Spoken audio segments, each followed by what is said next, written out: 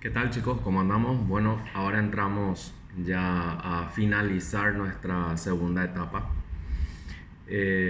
dando continuidad un poco a todo lo que estábamos viendo, ¿verdad? Nos quedamos en lo que es restauración activa, ¿verdad? Y cuando hablamos de restauración activa, ¿verdad? Veníamos hablando de un fenómeno que es la reforestación, ¿verdad? La enorme diversidad de especies en los bosques tropicales, y la interacción entre ellos dentro de un ecosistema que de una u otra forma con la actividad del hombre viene a ser degradado o viene a ser desgastado o eliminado en algunas áreas, ¿verdad? Eso viene a propiciar, ¿verdad? La ciencia de la restauración activa, que en pocas palabras es tratar de generar nuevamente un dinamismo en base a una selección, ¿verdad? De especies que pueden, de una u otra forma, restaurar ese ecosistema que ha sido dañado, degradado, ¿verdad? O eliminado, ¿verdad?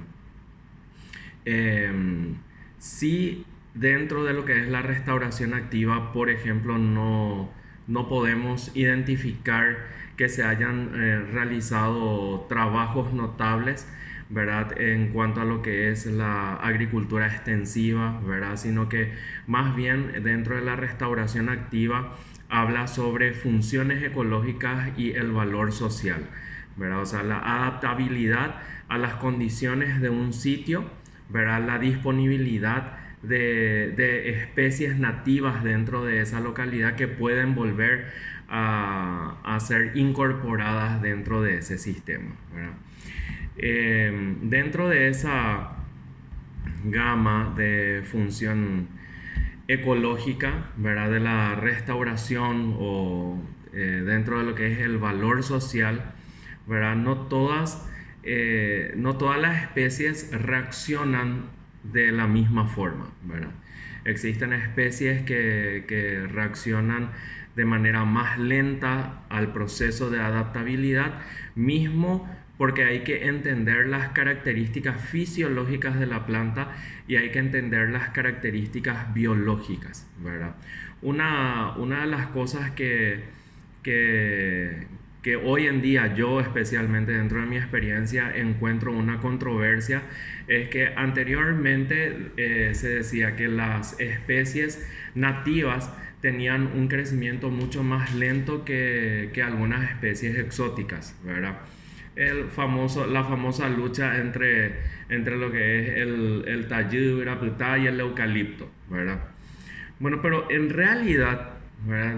Dentro de la experiencia de campo que tengo en cuanto a lo que es desarrollo vegetativo de algunas especies, ¿verdad? En algunos sectores, yo me puedo percatar de que las especies nativas últimamente, o no sé si están reaccionando de una manera mucho más intensa al proceso de desarrollo, o los factores climáticos actuales, ¿verdad? Porque eso también hay que tener en cuenta. Hasta hoy, una idea de tesis que les doy, hasta hoy no se hizo, por ejemplo, una comparación entre lo que era el desarrollo vegetativo de una especie hace 10 años atrás y de lo que es ahora, ¿verdad?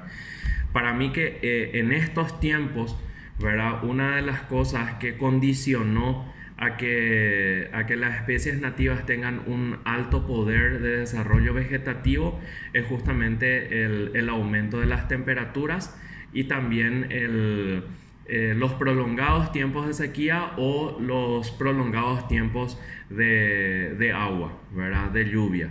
Entonces yo creo que eso de una u otra forma influyó a que las especies nativas tengan una reacción un poco diferente a lo que era anteriormente. Pero yendo a la literatura, ¿verdad? A estas especies de desarrollo vegetativo rápido, ¿verdad? Que facilitan el desarrollo incluso de otras especies, ¿verdad? Se le llamaba o se le llama árboles nodriza, que son justamente las especies de crecimiento más rápido, pero que ayudan a abrigar a especies de crecimiento más lento. O de repente hacen de que el cierre de dosel sea mucho más rápido, creando sombras rápidamente, que produce de una u otra forma un microclima dentro de ese ecosistema para que otras especies se desarrollen y puedan mejorar las condiciones microclimáticas o del suelo. También los árboles nodrizas regulan las condiciones del ambiente, reduciendo la susceptibilidad a plagas. ¿Por qué? Porque son justamente con su crecimiento rápido, hace de que las plagas ataquen más rápidamente a estos árboles nodrizas, dejando menos expuesto a las especies de crecimiento más lento, ¿verdad? Bueno, pero como les digo, hoy en día yo podría, podría hasta discutir, ¿verdad? El tema de crecimiento y desarrollo vegetativo de las especies que anteriormente se consideraban lentos, ¿verdad? Eh, Doy el ejemplo del eucalipto, ¿verdad? Con, por ejemplo, el tayú, ¿verdad?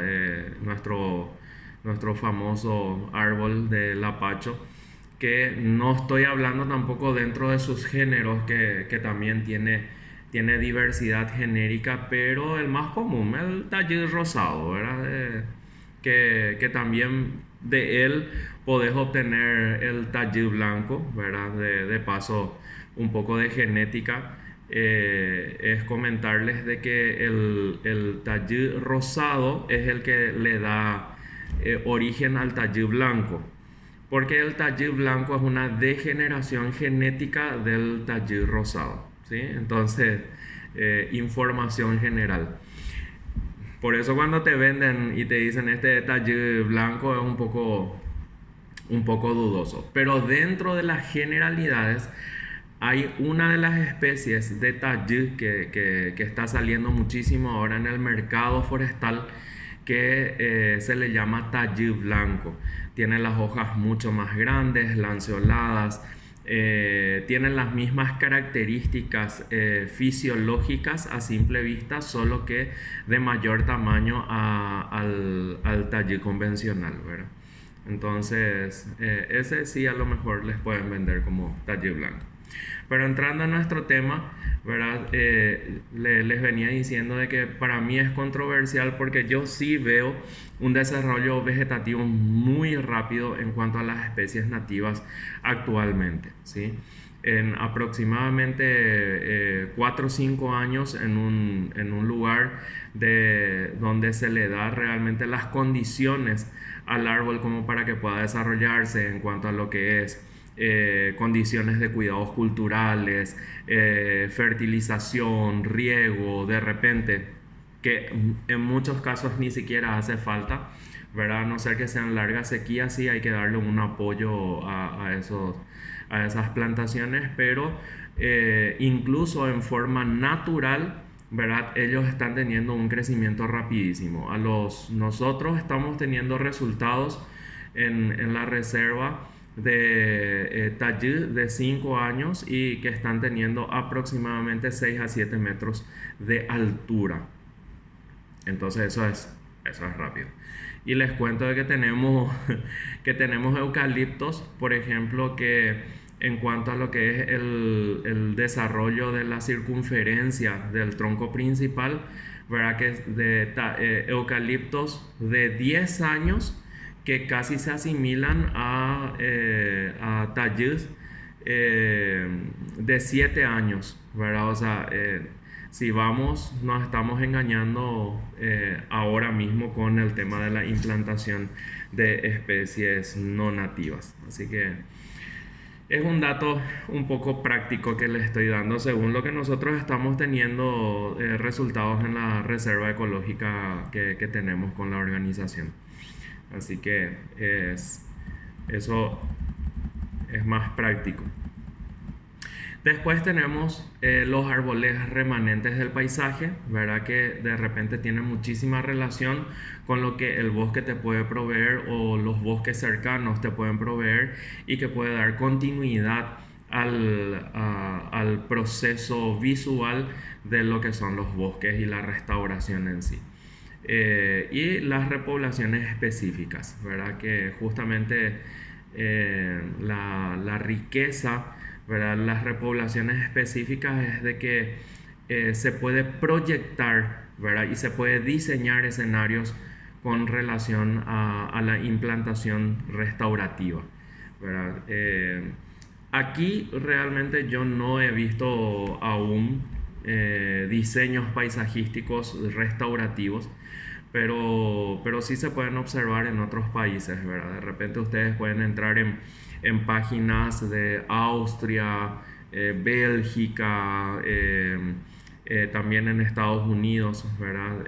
Se puede ver restauraciones donde desde una vista aérea uno puede ver de que el paisaje tiene diseños, ¿verdad?